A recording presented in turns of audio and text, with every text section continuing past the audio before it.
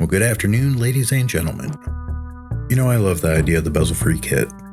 For non-VR rig, I think triples offer the best experience compared to an ultra-wide, but that's just me.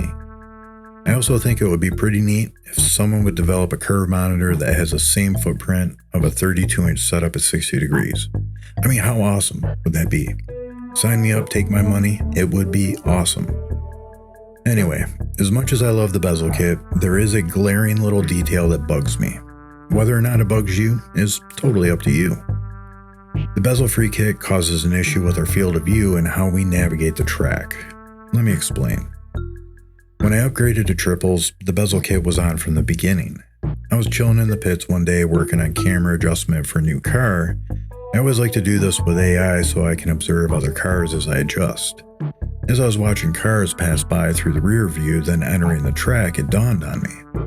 I can't believe I didn't think of it before. Then, in the joking words of my dad, I said to myself, "You big dummy." The bezel kit only hides the bezel. It's an illusion.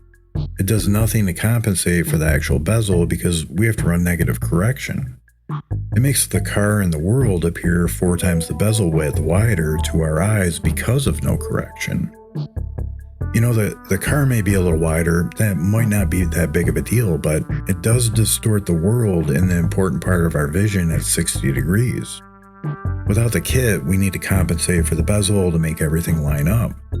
The game does this by cropping the image, then moving it to the correct location so it appears fluid. That's why it always felt off no matter what I adjusted, even angle or anything else I did with the kit. So, is it something that I can live with? I don't know yet, but I wanted this to have its own video for detail that will be referenced in the next field of view video. In cars with a roof, the bezel isn't too bad.